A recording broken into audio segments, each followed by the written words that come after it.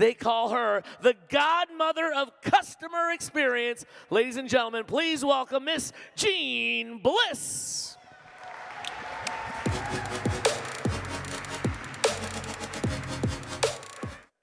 The lessons we learned as kids stick with us.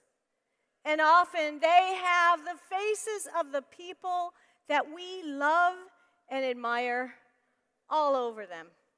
Their guidance, their sayings, their rules, they're still in our heads.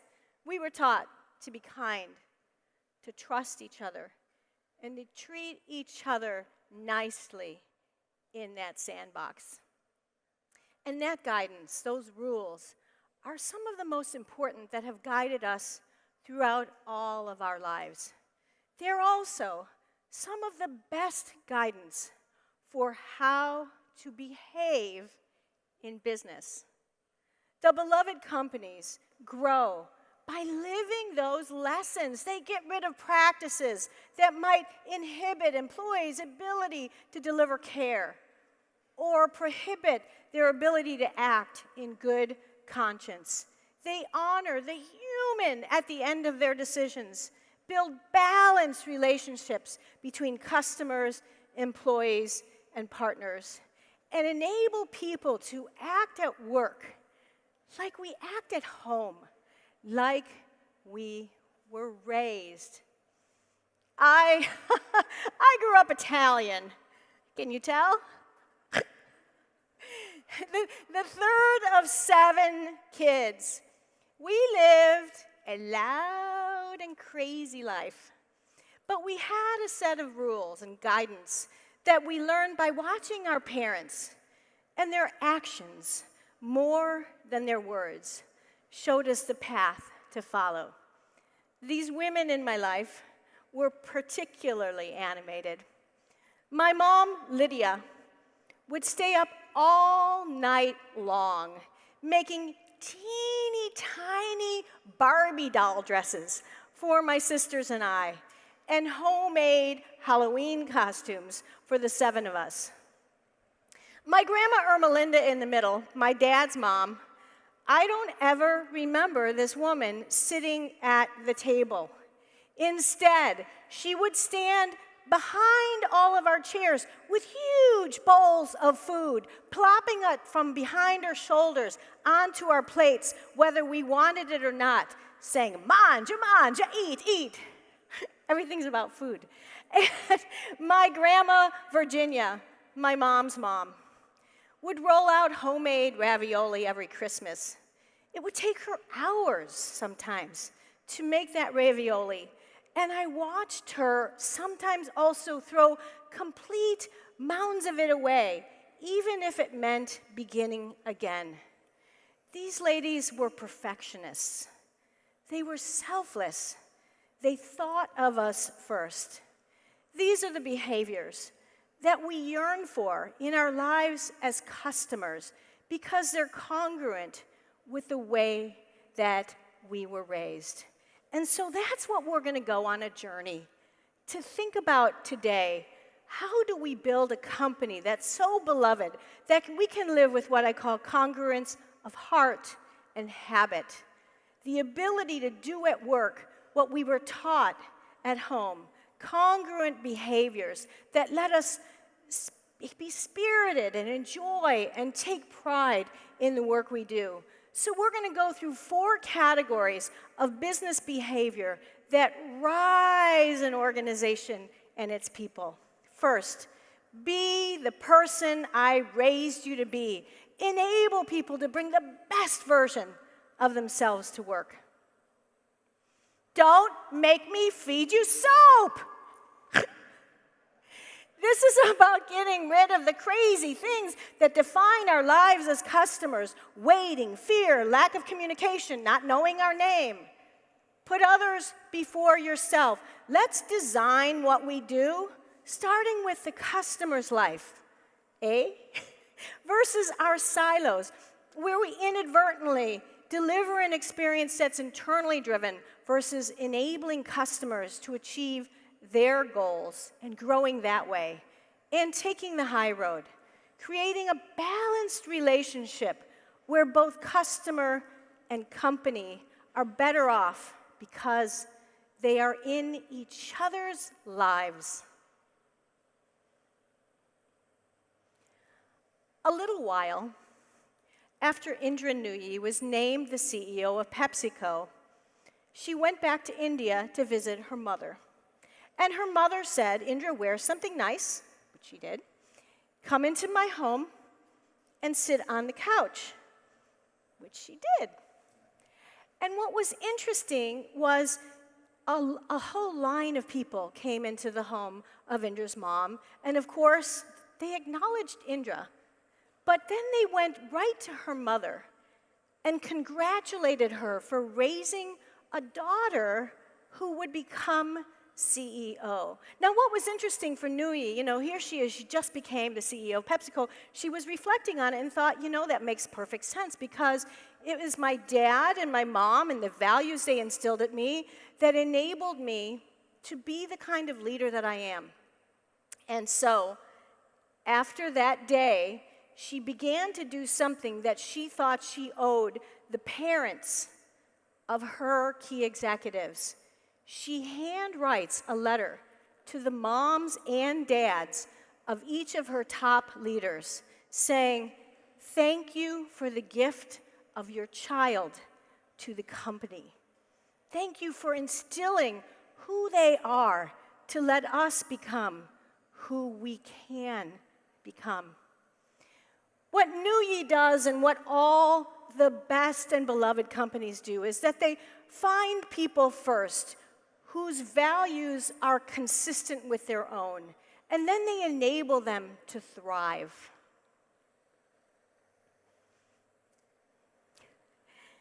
Would you roll your mother into a hospital hallway and then leave her there?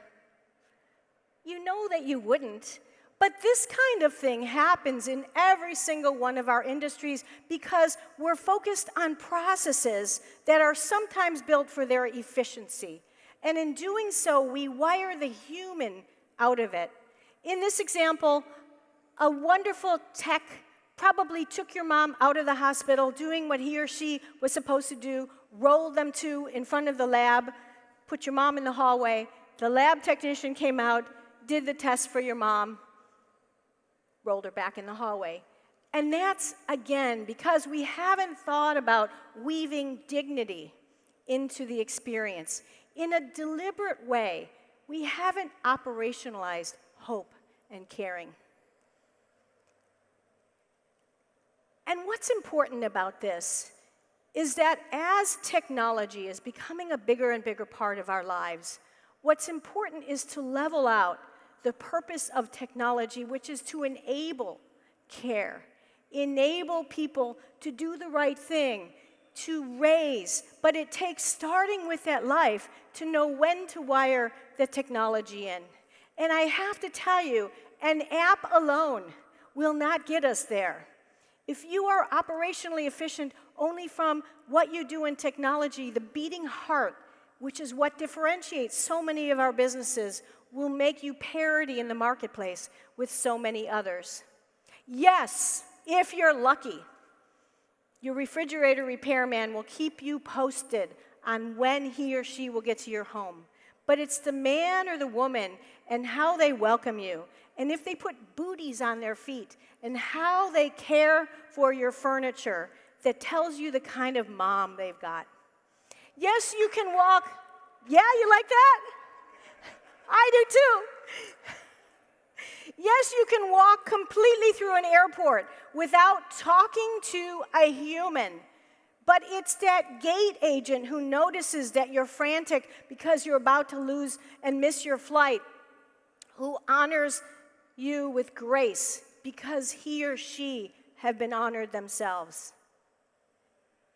In 2010, Toby Cosgrove, the CEO of Cleveland Clinic, brought everybody together. There were thousands of them. And he said to his entire team, people respect how we deliver, how good we are technically at what we do in healthcare, but they don't like us very much. And so what they did were 3 key actions back then. And that's really the purpose of this book for me as a gift to you, is that there are simple things that we can do. And I'm going to walk you through those 3 things that move them to this high love rating from patients and families, and also being ranked number 2 by U.S. News and World Report. Number 1, they created a very simple no passing rule. What that means is that no matter who walks by a hospital room with that red call light on, you must go in and care for the human. You must go in and care for the human.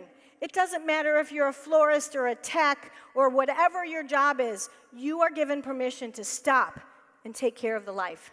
Number 2, prior to this, only doctors, ironically, in healthcare were called caregivers.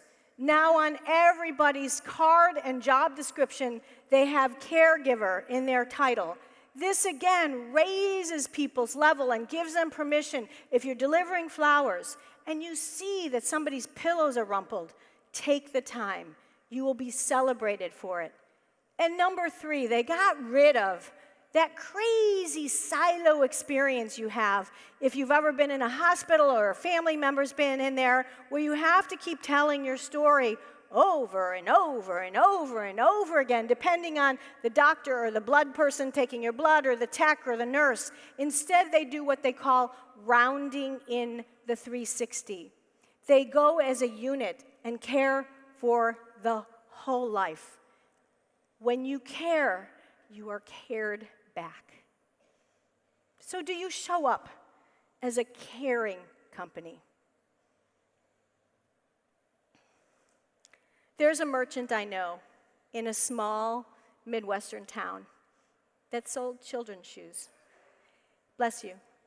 He gently steered young moms to the very first pair of shoes that she'd put on her little one's feet, often steering the mom away from the more flashy shoe to the more important one that was right for the development of that child. He shoed a generation of children and their children's children and became a part of the story of their lives. The memory of that man and his kind caring of not only the foot but the life placed him as a part of the story, so much so that when he retired, a line of people 3 blocks long stood to say goodbye to him, that buying shoes would never be the same. That was my dad, Vincenzo, Giuseppe, Cristando, Lombardo, selling Buster Brown shoes in Des Plaines, Illinois. So what's your 3 blocks long? What will customers remember you for? Memory creation is the currency of your brand. The Union Square Hospitality Group, run by Danny Meyer, is a perfect example of the importance of intersecting technology with hiring right people with a beating heart, as he calls it. In fact, what Danny Meyer says is there's 2 reasons why people in his restaurants would have an Apple Watch. Number 1, the sommelier, to know when to top off your glass of wine. And number 2, the valet, to know when to pull the car up and either heat it or cool it for you, depending on the temperature. Now, Shake Shack was one of the restaurants that he started, and there was a family who was going on what they called a Danny Dine Around in New York, where they actually planned their whole trip around visiting each one of his restaurants. And they had planned for their last visit to be at the Shake Shack in the terminal at JFK. But they miscalculated and didn't realize the terminal they were leaving out of did not have a Shake Shack. They tweeted their unhappiness. And when you blend humanity with technology, memory creation occurs. The people at the Shake Shack got the tweet, made them some burgers and fries and shakes, and ran to the other terminal and delivered that memory, right? How much do you love that? So do you nurture memory makers? You know, what's interesting is a lot of times people think this work is kumbaya, we are the world, let's go hug a customer. This is growth. When you honor your employees, your company changes. People come to you because they want to be a part of an organization that treats people in a certain way. What we know is when we make it hard to do business with us, it costs a lot of money. You've probably all seen this Siegel and Gale's study, which says that we're leaving a collective $86 billion on the table when we don't take care of customers' lives. Now, one of the things that is most important about building what I call a respect delivery machine is about starting with honoring customers' time. You know, why do dry cleaners close at 5? We build our time and our operations based on convenience for us. So I want to ask you, after I show this, if somebody out there has never experienced it, stand up and let me know, because you have lived your life well. I've had breakfast, lunch, and a snack, and the cable guy is still not here. I got a call from him about an hour ago that he's on his way. No clue what that means. Would you do that to your mother? Right? Amazon Prime. Okay, who's not bought something from Amazon? Shopping, crazy, cuckoo, right? Amazon Prime has 2 key metrics. Unlike many of our dashboards, right?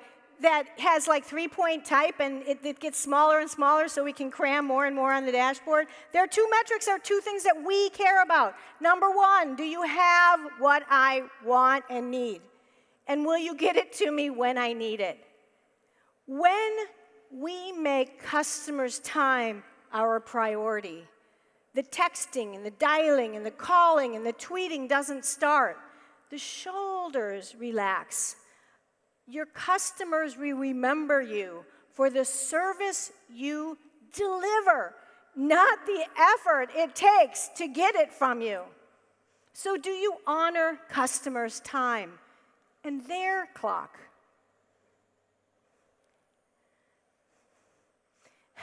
Would you make your mom keep reintroducing herself to you? Of course you wouldn't.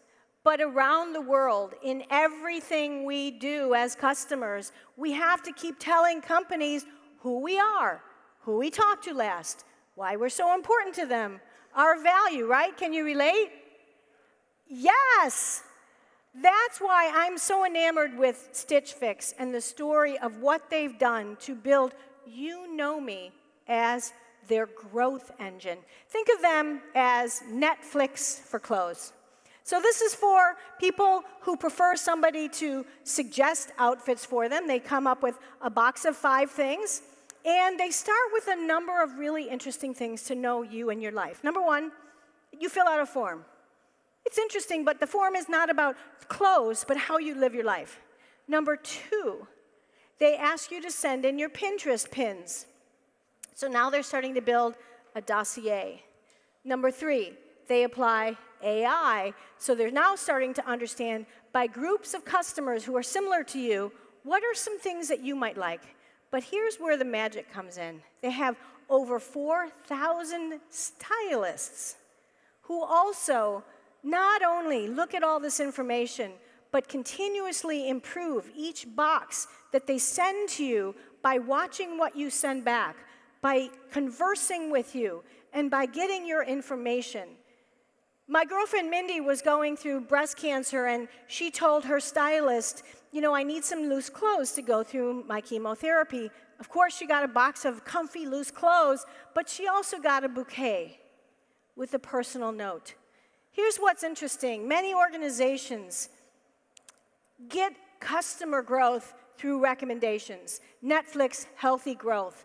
Amazon, about 30% of what they sell comes from recommendations. Netflix, 100% driven by recommendations because it's their You Know Me engine. Where other companies don't know your life, it is how and why they grow. So do your customers feel that you know them. You really know them. Because what's the first thing you say to a company when they keep telling you the information, they keep asking you to give your information back? Don't you know how much I'm worth to you? Right? It's insanity. So don't make me feed you soap. Sweetgreen, in the book, they'll get you a salad within 8 minutes, but instead of stylists, they have people who stay with you for the build of that salad and converse with you. Humanity with a salad. Stitch Fix, as I mentioned, 100% recommendation, and they've grown to 730 million, where other retailers, you know, they are all struggling. The beloved companies grow by proving with their actions that they have their customers' best interest in mind.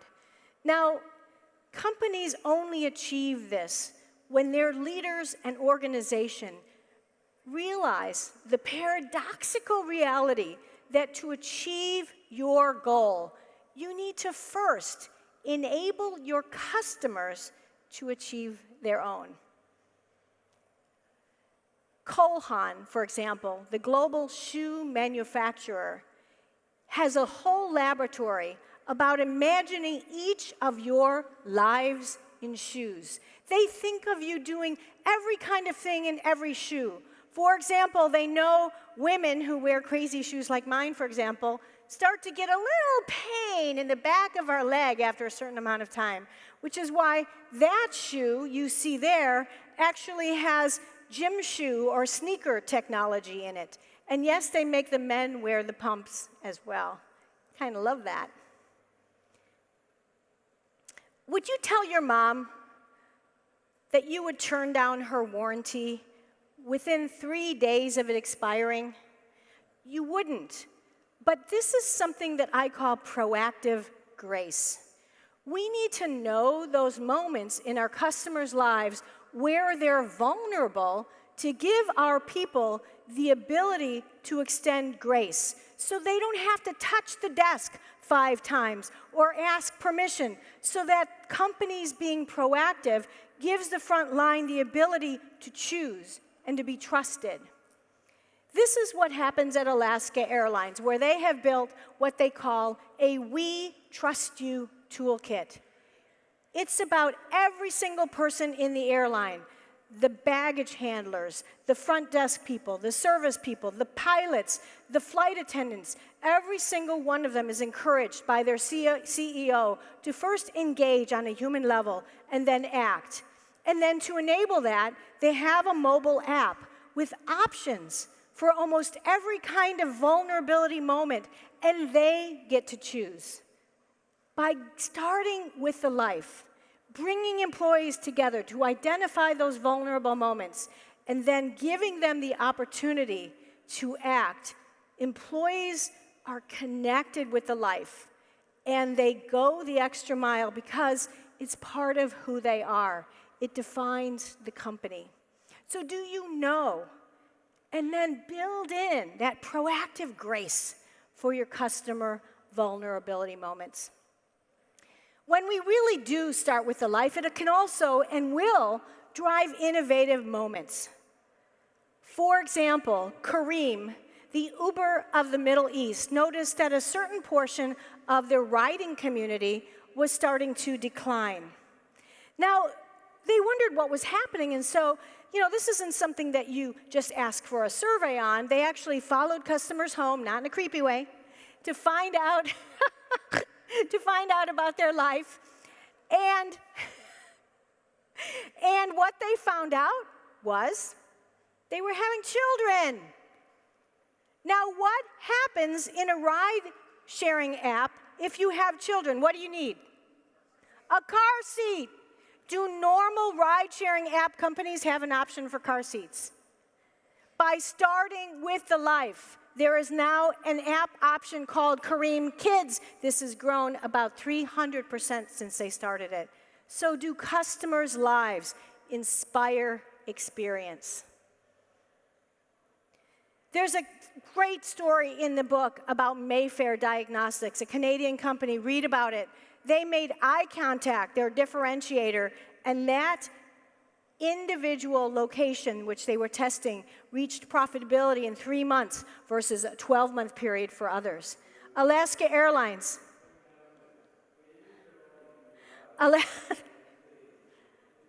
Alaska Airlines, realized by many people as the #1 airline in the United States. And Kareem, I said 200%, they've gone to 300% since I actually published these slides about a week ago. Driven by leadership bravery and operations that guide, the most beloved companies grow by creating a balanced relationship between customer and employee and company, where both sides win, where they're better off by getting rid of the fine print and the gotcha moments and those things that inadvertently get wired into our business because we're trying to create sometimes protection for whatever reason between ourselves and the customer. Inspired by his mother's Turkish yogurt, Hamdi Lukaya in 2007 took out a $700,000 loan and bought an old craft yogurt plant that had shut down. He named his yogurt Chobani, which means shepherd. And he's taken that responsibility very personally because it's how he guides what his company will and will not do to grow. For example, immediately he gave employees 10% of the company. In the first 5 years of the growth of this business, any unhappy customer was called by you-know-who. And when Chobani started, Greek yogurt, remember we're like, what's Greek yogurt? What's Greek about it? Was less than 1% of the market in the United States. It's now 52%, with guess who as #1. But then sometimes there's this.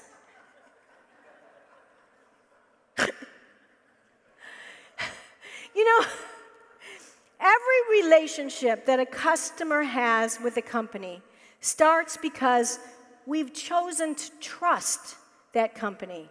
We trust realtors to help us find a home. We trust doctors and nurses and healthcare professionals to take care of us and to make us better. We trust technology people to help us find solutions. And the question is, why don't we trust customers back in return? Trust given is trust received. So that's why I want to tell you my last story of the day about Lemonade Insurance. A young disruptor company, to be sure. Fingers crossed that they'll continue on this direct trajectory. But what's important and interesting is the origins of, and the business model that they created that's all about conscience, community, and mom-like behavior. #1, when you sign up for Lemonade Insurance, flat rate percentage of what they're going to charge you. No rigmarole, shenanigans, crazy not knowing what the pricing is going to be. #2, they ask you for your charity of choice. This is to create community so that when you put in your claim, what's left at the end of the year goes back to the people, the communities that we care about. And #3, something I was giggling about when I found it. When you file your claim, many high percentage, like in the 90%, that they take care of within 5 to 10 minutes, you actually do it on their mobile app. You talk to their bot, AI Jim, and you have to look into the bot and film a loyalty pledge. Very mom-like. Remember when mom said, "Are you telling the truth?" I promise AI bot Jim that I'm telling the truth, so help me, mom. And this, again, this trust is yielding growth for this business. So does two-way trust define your actions? One of the things I love to ask companies to do is a trust audit. Read all your fine print and your communications and your materials, your pricing models. Is there any inkling of language that says back to the customer, we're holding the deck of the cards? Take the high road. Lemonade, going through the roof. Luscious Garage, a car repair company. Read about it. Only 5-star reviews because they've cut out the middleman. Part of what we know in lack of trust is lack of communication. The black hole of communication makes us wonder, what are they doing over there? And Virgin Hotels, you're going to love this one. They got rid of the high prices on the minibar. Anybody ever really thirsty in the middle of the night, and you know as you're cracking open that $7 bottle of water that you're not going to be happy about that? They do what they call street pricing. They actually have people with pads going to the corner market, and they won't charge you more for the Snicker bar in your room than is at the corner market. Raul Leal, the CEO of Virgin Hotels, says that they also consider Wi-Fi a right, not a revenue stream.